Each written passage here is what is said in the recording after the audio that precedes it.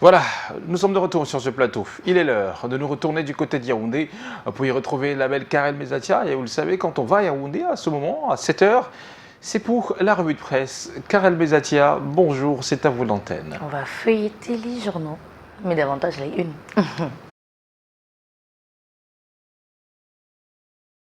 Thierry Carole, bonjour Patricia, madame, messieurs, bonjour. C'est avec la même intensité de plaisir que je vous retrouve pour la 4e sortie de la semaine. Lecture transversale des journaux en direct de la cité capitale ce jeudi matin. On démarre avec le quotidien bilingue national. Cameroun Tribune s'intéresse à la coopération entre le Cameroun et le Nigeria.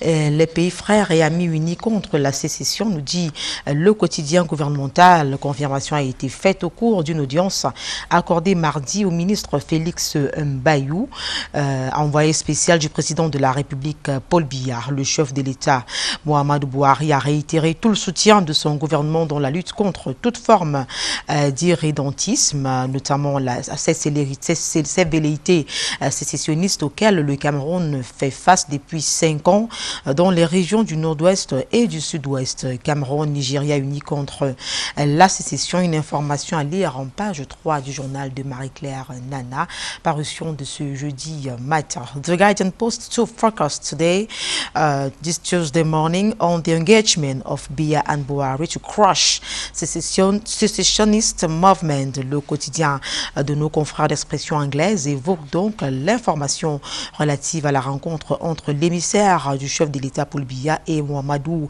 Bouhari. Le journal précise que le ministre délégué auprès que le ministre envoyé spécial du chef de l'État du côté du Nigeria a donc été reçu en audience à Abuja par le président Bouhari. L'invité spécial donc de Paul Biya s'est entretenu avec le chef de l'État nigérian sur la coopération sécuritaire entre le Cameroun et son grand voisin. Les détails un peu plus croustillants à découvrir dans le quotidien The Guardian Post que vous verrez naturellement en kiosque. À Abuja et Yaoundé se donnent la main pour traquer les ennemis communs dans la lutte contre l'ocre terroriste des séparatistes. C'est le quotidien qui le dit. Le journal marque aussi un temps d'arrêt sur cette information. Le quotidien nous fait savoir que le président nigérien, on l'a dit d'ailleurs tout à l'heure, Mohamed Bouhari a donné l'assurance au ministre délégué auprès du ministère des Relations extérieures, donc Félix Mbayou, qu'il a reçu en audience le 13 juillet 2021 à Abuja, s'agissant toujours de la coopération, cette fois-ci entre le Cameroun et la France. Ce n'est pas le parfait amour donc entre les deux pays, selon le journal Signature. L'hebdomadaire de Pierre Lebon et Langa Témé précise que le sentiment anti-français est de plus en plus perceptible au sein de l'opinion publique camerounaise. Les manifestations violentes, physiques et verbales se multiplient vis-à-vis donc de la mère patrie, nous dit Signature, toute chose qui pousse le journal à cette exclamation: pourquoi tant de haine, ingratitude ou ras-le-bol des insurgés, complexe du colonisé ou aspiration à la pleine souveraineté? France, tuteur ou marâtre du Cameroun. L'analyse de la rédaction du journal de la page 1 à la page 15 revient de manière beaucoup plus précise, beaucoup plus détaillée sur ce désamour-là qui semble se dessiner entre le Cameroun et la France. On reste dans le cadre de la coopération avec le quotidien L'économie. Le journal parle de ce qu'on peut se permettre d'appeler le partenariat entre l'Organisation des États d'Afrique, des Caraïbes et du Pacifique avec l'Union européenne. L'accord de Samao remplace celui de Cotonou, nous dit le journal de Thierry Ekouti. L'une des résolutions de la 112e session du Conseil des ministres de l'Organisation des États d'Afrique, des Caraïbes et du Pacifique. Les détails de l'actualité qui fait la une du quotidien L'économie à découvrir en page 3. Le journal naturellement est en kiosque qui n'attend plus que vous. Autre journal, autre information, la revue de presse en direct des studios de la cité capitale se poursuit avec le quotidien en mutation. Au menu, donc du quotidien Mutation, pièce de monnaie, la poche de résistance, titre donc le journal de Georges-Alain Boyomo. En effet, selon le journal, les jetons de 25, 50 et 100 francs CFA se font de plus en plus rares. Quant aux pièces de 1, 2, 5 et 10 francs, elles sont systématiquement boudées. Où sont passées les pièces qui se font de plus en plus rares au Cameroun? Que ferons-nous de ces pièces-là qui sont systématiquement boudées? Élément de réponse dans le quotidien Mutation, parution de ce jeudi matin. Puisqu'on parle de pièces de monnaie et donc d'argent, la revue du Patriote s'interroge ce jeudi matin. Que sont devenus les frais d'inscription aux examens de 2019 à 2021? D'après le journal, le patron des enseignements secondaires semble ne pas être véritablement fixé à ce sujet. La revue du Patriote Hebdo veut voir plus clair sur cette affaire. Les détails à retrouver en page 5 du journal. On continue à la lecture transversale des journaux en direct de la cité capitale avec Réalité Plus, le journal donc. Le journal nous fait savoir ce matin que le journal demande qu'on laisse le ministre des Postes et Télécommunications, Minette Dibom Lidikeng, faire son travail. C'est trop. À titre, précise le journal à la une, le quotidien estime que depuis des mois, le ministre des Postes et Télécommunications est attaqué par des individus qui sont contre son bon travail. La salir, c'est un perdant, ajoute Réalité Plus, qui précise en outre que Minette Dibom Lidikeng travaille pour le gouvernement et non pour elle-même. Selon Réalité Plus, on doit arrêter d'essayer de mettre des bâtons dans les roues au ministre des Postes et Télécommunications. C'est une information à retrouver dans le quotidien Réalité Plus, parution de ce jeudi matin. On parle santé à présent avec Eco Santé. Après l'homologation de Corocure du docteur Loge Yanini, le gouvernement vient de reconnaître officiellement le produit de Monseigneur Cléda. Le journal de Joseph Mbengboum en parle ce jeudi matin. Le journal nous informe que les produits de l'archevêque de Douala, considérés comme adjuvants au traitement du Covid-19, viennent de recevoir une autorisation de mise sur le marché du ministère de la Santé publique pour une période de 3 ans. Le docteur Saliou Sadou, directeur de la pharmacie, du médicament et des laboratoires, affirme dans les colonnes de ce journal que ces produits, comme les 3 autres qui viennent d'être homologués, ne soignent pas à elles toutes seules la pandémie. Ils peuvent être associés au protocole existant. C'est d'ailleurs cela la signification de adjuvant au traitement. Ils s'accompagnent avec le protocole, le Soudicor plus et le Palabex aussi ont été donc homologués, on l'a dit tout à l'heure. Il s'agit du produit de l'imam Modibo Soudi Ré et celui de Christine Bokono. Le journal Éco-Santé spécialisé en questions de santé justement met les pleins face sur ces adjuvants au traitement de la Covid-19 qui viennent de recevoir l'onction du gouvernement pour la mise sur le marché du médicament traditionnel amélioré. On continue avec les journaux qui nous parviennent à l'instant. Le Financier d'Afrique, notamment Afrique centrale, les solutions pour limiter les prêts non performants des banques. C'est le titre qui barre la une du Financier d'Afrique. Parution de ce jeudi matin. La BEAC préconise une baisse des tensions de trésorerie des États et une amélioration des ressources dédiées à la gestion des risques de crédit au sein des banques. C'est le Financier d'Afrique qui le dit ce jeudi matin. Pour d'amples informations, procurez-vous tout simplement le journal que vous retrouverez en kiosque. On fait un tour au ministère de la Jeunesse et de l'Éducation civique à présent avec nouvel objectif. Le journal parle du plan triennal spécial jeune qui, d'après nos confrères, fait son chemin.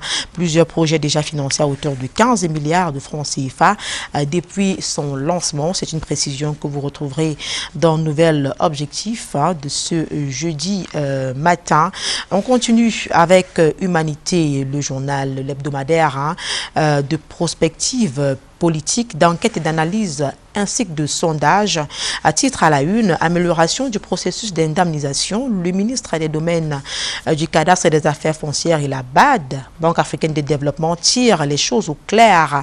Le journal nous dit donc cela ce matin. La mission des experts de la Banque africaine de développement séjournant depuis quelques jours à Yaoundé a été reçue en audience le 6 juillet 2021 par le ministre des Domaines du Cadastre et des Affaires foncières. Henri Rébé a ici les détails sur l'essentiel à retenir de leurs échanges à retrouver en page 3 du journal Humanité. On continue avec Matanada. Voilà, j'y arrive. On continue donc avec le journal. Le journal nous amène du côté de l'université de Douala où pour faire l'autopsie du magistère du professeur Magloire Ondoa, en poste depuis juillet 2019. Alors, juillet 2019 et juillet 2021, le journal essaie de faire une espèce de bilan du travail abattu donc par cet universitaire-là du côté de Douala. Voici comment en 24 mois, il a transformé l'université de la cité capitale en un pôle de référence de l'industrie de l'intelligence. Le journal y consacre tout un dossier à lire en pages 6, 7 et 8. Et puis enfin, Africa News Destiny par le sport. Ce matin, Cannes 2021, le Cameroun jette ses dernières armes dans la bataille à la veille de la signature d'un accord cadre avec la CAF. Le pays avance ces derniers pions en vue de s'assurer une organisation sans faille du tournoi. À la manœuvre, le ministre des Sports, Narcisse Mouele Kombi. Voilà donc qui fait l'essentiel des journaux arrivant à notre rédaction, en tout cas pour ce qui est de ce jeudi matin. Merci d'avoir été des nôtres. L'exercice se poursuit bien évidemment avec Michael du côté de Douala. Michael Tipio, bonjour. Qu'est-ce qui fait la une des journaux du côté de Douala? La suite de la revue de presse avec le messager qui nous amène dans le département du Onkam, région de l'ouest du Cameroun, pour parler de ces problèmes à la chefferie Fotoni, avec le chef qui est donc à la barre, à l'origine justement de ces problèmes judiciaires, des publications faites par un lanceur d'alerte sur le climat qui règne au cœur de cette chefferie, climat social marqué par l'explosion des pratiques métaphysiques qui sévissent dans cette localité depuis quelques temps. Le journal Le Messager, qui est en kiosque aujourd'hui, est allé mener l'enquête pour comprendre ce qui s'y passe exactement. S'agit-il d'un procès kafkaïen contre le chef de ce village? Le focus du journal Le Messager sur la question à retrouver dans les colonnes de ce quotidien, qui nous parle aussi du Sénat et de la session du mois de juin qui s'est terminée à la Chambre haute du Parlement camerounais. Le journal voit plutôt une session plongée dans l'immobilisme.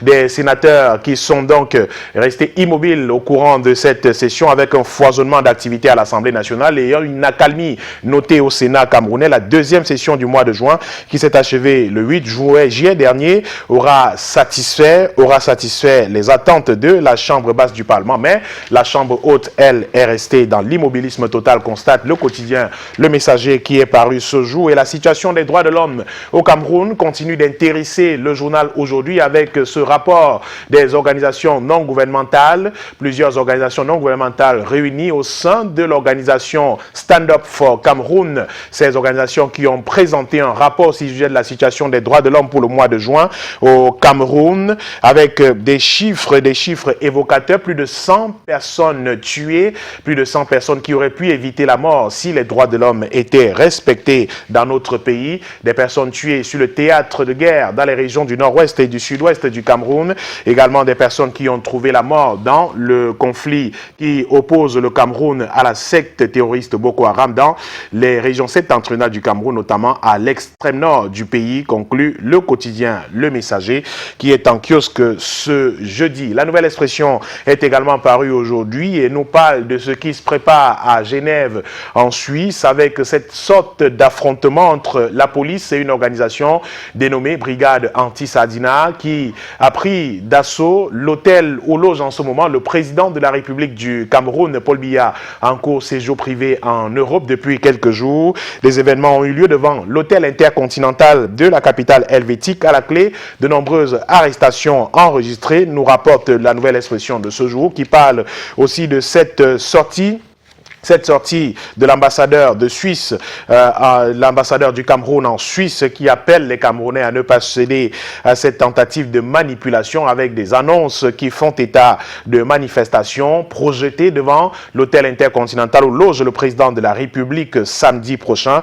Des événements qui ont eu lieu hier sont également rapportés par la Nouvelle Expression aujourd'hui avec la sortie de certains qui condamnent ce projet d'attaque de l'hôtel, ce projet justement de manifestation devant l'hôtel intercontinental avec pour objectif de chasser le président de la République du Cameroun, écrit la Nouvelle Expression, qui nous parle aussi de cet immeuble qui s'est effondré, cet immeuble dont l'échafaudage s'est effondré à Douala et a tué une personne. La triste scène s'est produite hier, mercredi, en plein cœur de la métropole économique du Cameroun. Le journal parle de négligence ayant conduit donc à la chute de cet échafaudage. Plus de 20 personnes, 20 autres ouvriers suivent des soins en ce moment à l'hôpital La Quintini de Douala, rapporte le journal La Nouvelle Expression, qui parle aussi des questions de sport ce jour avec la Fédération camerounaise de football et cet entretien accordé à Prosper Kouvondor qui dit en substance que le droit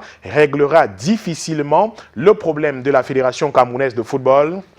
Victorieux de plusieurs procès contre la FECAFOOT, acteur très engagé des travaux de l'Assemblée générale extraordinaire de ce 13 juillet, le président de Ngaoundéré FC qui a quitté le bateau de la contestation d'hier livre son regard sur les travaux organisés contre la volonté du ministre de tutelle. L'homme conteste la fiabilité des textes et prône le dialogue et la conciliation pour mettre un terme à ce conflit qui commence à durer au sein de la Fédération camerounaise de football. C'est donc à retrouver dans les colonnes de la Nouvelle Expression de ce jour. La Voix du Centre est également parue aujourd'hui et nous parle aussi de la Fédération camerounaise de football et la Ligue de football professionnel du Cameroun dissoute. La Ligue de football professionnel du Cameroun dissoute, écrit donc le journal La Voix du Centre en kiosque aujourd'hui. Les détails aussi autour de la tenue de l'Assemblée générale extraordinaire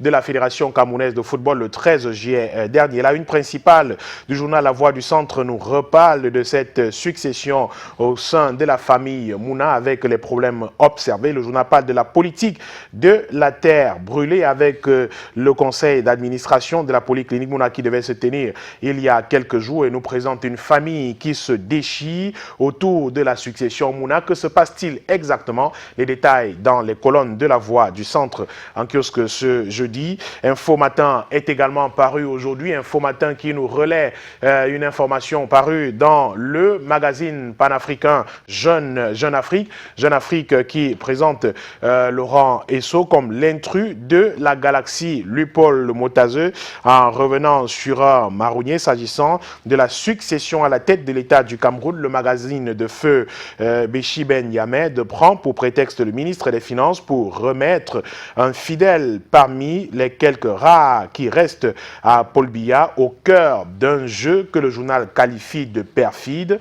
Le ministre Laurent Esso est donc un fidèle des fidèles au président de la République du Cameroun, conclut le journal Info Matin à travers son analyse après donc publication de cet article dans le panafricain Jeune Afrique, écrit le journal Info Matin, qui parle aussi de la crise dans les régions du nord-ouest et du sud-ouest du Cameroun avec le Nigeria qui entend soutenir le Cameroun pour sa stabilité. C'est la substance de l'audience entre le président nigérien Muhammadu Buhari et le ministre délégué en charge de la coopération avec le Commonwealth, Félix Mbayou, le 13 juillet dernier à Abuja. Félix Mbayou qui était donc émissaire de l'État du Cameroun auprès du président du Nigeria, Muhammadu Buhari. Relais d'Afrique est également paru ce mercredi, le journal Relais d'Afrique qui nous donne des nouvelles de l'hôpital de district de Nilon. Le journal parle du bon fonctionnement des services et des soins dans cette formation sanitaire. 6 mois après son arrivée à la tête de cet hôpital, le bilan du médecin-chef, affiche fière allure. L'hôpital de district de Nilo est devenu un pôle d'excellence et de référence accessible à tous. Un nouvel organigramme fonctionnel a été élaboré depuis plusieurs mois maintenant. Les actions urgentes portées sur les infrastructures ont été entreprises. Il y a aussi eu la réactivation des organes de gouvernance déjà opérationnels en ce qui concerne l'activité médicale. Il y a un peu plus de 1000 consultations avec environ une centaine d'hospitalisations chaque semaine, note le journal Relais d'Afrique qui est en kiosque aujourd'hui. Et on termine avec le journal L'Albatros. L'Albatros qui nous parle de trafic routier au Cameroun, d'une route, la falaise de la mort, effectivement, la falaise de la mort, avec le ministère des Travaux publics qui compte se pencher sur cette falaise. L'Albatros parle d'un grand chantier en vue, pour mettre un terme aux nombreux accidents de circulation enregistrés sur cette falaise de depuis plusieurs mois maintenant. Le gouvernement est donc déterminé à exorciser les démons des accidents qui, depuis belle lurette, se logent à la falaise de Tchang dans la région du soleil couchant grâce au lancement dans une poussière de jour, nous annonce le journal Albatros, des travaux d'envergure dignes des grandes réalisations en cette ère de grandes opportunités. Ces travaux, ils seront donc lancés sous peu, devront mettre un terme aux nombreux accidents de circulation enregistrés sur cet axe routier, nous rapporte le journal L'Albatros qui est en kiosque aujourd'hui. Donc, qui fait la une des journaux parus à Douala, Michael Tipkio. C'est vrai qu'à l'instant, je viens de recevoir une vidéo et un message, bien entendu, d'une personne anonyme qui, voilà, nous fait mention de ce que du côté de Entréby, vous connaissez Entréby, à Douala 3e, la rue qui longe pour aller du côté de Murneuf. Oui, que cette route, c'est la catastrophe. Les inondations n'ont plus finir. Les populations n'ont même pas moyen. La voie principale est inondée pour traverser, même la moto, attention, c'est la catastrophe. Donc de ce côté-là, c'est très compliqué. Et ce n'est pas le seul endroit aujourd'hui à Douala, c'est la saison de pluie qui a démarré. On sait que du côté de Bangapongo, il souffre. On sait que du côté de Tralex, Yassa, il souffre. On sait que partout dans les arrondissements de Douala, c'est la catastrophe quand c'est la saison de pluie. Et on se pose cette question, finalement, vers qui est-ce qu'on doit se retourner? Parce que quand on va vers les maires d'arrondissement, il nous retourne tout simplement vers la CUD. Et quand on se retourne vers le maire, on se dit, qu'est-ce qui se passe? Qu'est-ce qu'il doit faire? Comment est-ce qu'on doit gérer cette situation? Est-ce que le super-maire fait son boulot en fait? Je crois que c'est le lieu de dire qu'on ne sait plus à quel sens se vouer, malheureusement. Je crois que c'est l'expression prend tout son sens. On ne sait plus à quel sens se vouer. Vous le dites pertinemment, Thierry. Quand vous allez à la rencontre des autorités municipales, c'est-à-dire des maires des communes d'arrondissement, elles vous disent parfois qu'il ne leur revient pas d'effectuer ces travaux de curage des caniveaux, pour ne citer que ça, des drains également qui doivent être curés, agrandis pour éviter que l'on assiste à ces grandes inondations dans la métropole économique du Cameroun. Elles vous disent qu'elles ne sont pas habilitées à faire ce travail, qu'il s'agit du travail qui doit être fait par la mairie de la ville. Et puis quand vous retournez vers là, on vous renvoie la balle, on vous dit non, allez voir les maires d'arrondissement. C'est une sorte de jeu de ping-pong que ces autorités, auxquelles ces autorités se livrent finalement aux grandes dames des populations. Et vous l'avez fort bien rappelé tout à l'heure, vous parlez de ces quartiers de l'arrondissement de Douala 3e, malheureusement, avec la pluie, la petite pluie, j'ai envie de dire, qui s'est abattue sur la ville ce matin, les gens ne pourront pas sortir de leur maison parce que les rues sont inondées, les maisons même sont inondées. Eh bien, c'est une situation assez déplorable qu'il faut d'ailleurs condamner parce que ces autorités-là sont supposées être celles qui s'arrangent à ce que l'on évite ces nombreuses inondations auxquelles on assiste malheureusement depuis plusieurs années maintenant. Des saisons de pluie se suivent et se ressemblent dans la métropole économique du Cameroun. Souvenez-vous Thierry, au tout début de la saison des pluies, vous vous souvenez très bien certainement, il y a 2 mois de cela, ces autorités qu'on a vu descendre sur le terrain, que ce soit les maires de la ville, les maires des communes d'arrondissement, accompagnés parfois du préfet, du gouverneur parfois, qui font de grandes annonces, annoncent justement qu'elles viennent dans des jours à venir, des jours qui suivent, drainer, curer les drains, curer les drains, les agrandir, les nettoyer pour éviter que les pluies qui vont s'abattre créent des inondations, curer les caniveaux et tout. C'est de très belles annonces, messieurs, de très belles annonces qui restent malheureusement lettres mortes 1, 2, 3 mois après, et ce sont les populations qui souffrent malheureusement. Eh bien, malheureusement, hein, ou bien heureusement pour eux, pour elles, ces autorités-là, elles vivent dans des quartiers un peu plus lotis, hein, mieux lotis, bien tracés, où il n'y a pas, parfois, hein, grands inondations, même si dans plusieurs quartiers de la ville, il y a des inondations, mais au moins, ils ont la possibilité de sortir, de rentrer dans leur véhicule 4x4 et de partir sans problème. Ces inondations ne rentrent pas dans leur maison, par exemple. L'inondation qu'on a dans un secteur où il y a de la boue est différente de l'inondation qu'on a dans un secteur qui est bien goudronné. Et vous savez, aujourd'hui, il est important quand même de tirer un coup de chapeau à ces maires qui font bien le travail. Aujourd'hui, quand vous rentrez du côté de Douala 2e, c'est pas aussi extraordinaire que ça, mais déjà, il y a un travail de fond qui est bien accompli de ce côté-là. Dans certains quartiers de Douala 2e. Oui, dans certains quartiers de Douala 2e, c'est d'ailleurs l'occasion de tirer un coup de chapeau au maire Denise Fonpou. Vous voyez que les drains sont curés, les drains sont nettoyés, mais à Douala 3e, aucun drain n'est curé. Les drains n'existent même pas. Oui, c'est difficile d'en trouver déjà. C'est difficile d'en trouver comme drain. Pourtant, on peut en créer. Quand je dis c'est difficile d'en trouver, c'est quoi? C'est que ceux qui existaient comme drains ont été envahis parfois par des ordures, par des herbes qui ont poussé. Les drains ont disparu, ont laissé la place. Ont laissé place à un sol, une sorte de sol, un sol boueux finalement, un sol boueux où vous ne pouvez pas poser les pieds. Et malheureusement, quand la moindre goutte d'eau tombe du ciel, c'est l'inondation totale. Les maisons qui sont envahies et autres. Et on parlait de ces promesses malheureuses, Thierry, ces promesses malheureuses qui ne sont jamais tenues, de venir curer les drains, de venir réparer, de faire tout pour que les populations vivent dans le calme et la calmie totale. Mais malheureusement, tous les jours, on assiste à ces inondations. Souvenez-vous, il y a, je crois, 2 ans de cela, le quartier Makepe-Misoke à Douala, qui a été une curiosité incroyable, où des maisons ont été envahies d'eau jusqu'aux toitures. Et on a enregistré des décès même à la suite des inondations. Mais après cela, il y a eu des promesses de ce qu'on ne devait plus assister à cela. Mais malheureusement, depuis quelques jours, et vous nous parliez fort opportunément de ce message qui vient d'arriver et qui parle justement d'inondations enregistrées dans de nombreux quartiers de la ville après cette fine, j'ai envie de dire fine pluie, parce que quand je parle de fine pluie, c'est que nous sommes habitués à ces pluies qui mettent parfois une semaine dans la métropole économique du Cameroun. Nous n'y sommes pas encore, mais si on assiste déjà à ce type d'inondation, mais que ferons-nous quand on arrivera en cette période là où on a des pluies qui durent 3-4 jours, une semaine parfois sans arrêt?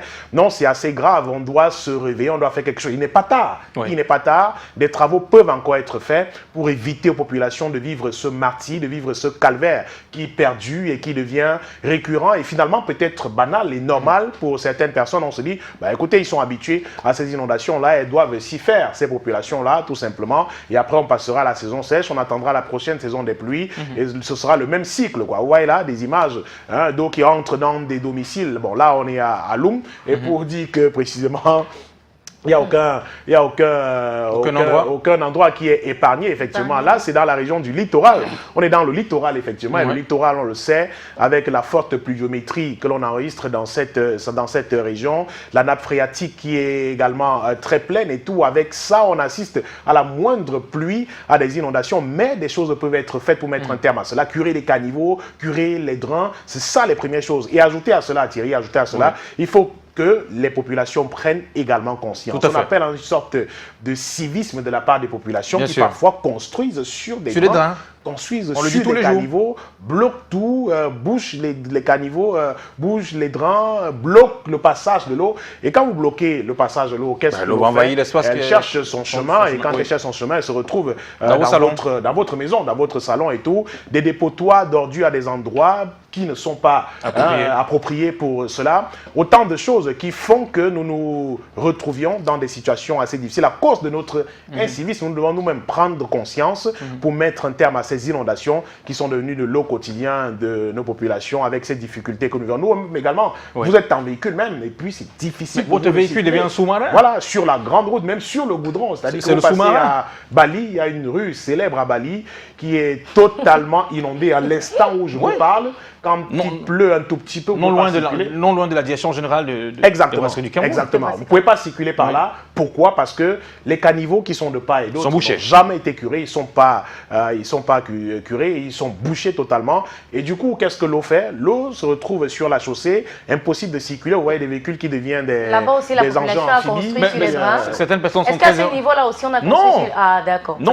Le problème, c'est les caniveaux à cet endroit. Voilà, j'allais le dire depuis que c'est trop facile à un moment. depuis un temps, on a cette facilité à vouloir accuser les populations. Non, on n'accuse pas, mais on dénonce le fait que... Je suis d'accord avec le fait, Thierry, qu'il faut qu'on arrête, qu'il faut que nous, nous soyons déjà responsables, qu'on soit conscients et clairs. Exactement. Oui. Mais c'est trop facile quand même pour les autorités de démissionner à ce point-là. Je le dis pourquoi? Parce que on connaît des situations où quand les autorités veulent sévir, on entend qu'ils l'ont fait. On n'entend pas la prévention. À Yaoundé, on parlait de Diaboa, qui ne blaguait pas du tout. Il n'avait pas besoin, une fois qu'il avait dans un quartier, qu'il se rendait compte que voilà ce qui doit être fait, et bien si votre maison se retrouve sur le terrain, il casse. Donc si les populations doivent être responsables et qu'elles ne le sont pas malheureusement, alors c'est à ce moment-là que les autorités doivent agir. Venir justement casser, par exemple, comme tu le dis, venir leur demander de dégaper, faire le grain. Pas casser et abandonner après. Ben voilà, c'est de ça qu'il est question. Parce que c'est pour ça aussi, ça on ne le dit pas toujours, c'est pour ça peut-être que les gens reconstruisent. Parce que tu avais peut-être utilisé cet espace pour du commerce et nourrir ta famille. On va te dire, il faut dégager de là, c'est pour respecter la circulation, c'est la chaussée. Tu dis, ok, d'accord, au nom du pays. Mais tu te rends compte que 1 mois, 2 mois, 3 mois, depuis qu'on t'a dégapé, pas des mois, des années. Il ne se passe rien du tout. Ouais. Non, mais tu as l'impression que c'était, comme on le dit souvent, le noir cœur. Le bas, comme je le dis comme ça. Donc, du coup, on se réinstalle. À un moment que chacun prenne ses responsabilités. Et ça commence par le Totalement d'accord avec vous, Patricia. Et en passant d'ailleurs même, si à un moment donné les populations se rendent compte que bon, les personnes qui sont censées faire ce travail ne le font pas, et bien, quand vous avez votre maison en bordure de route, la moindre des choses, c'est de faire une rigole.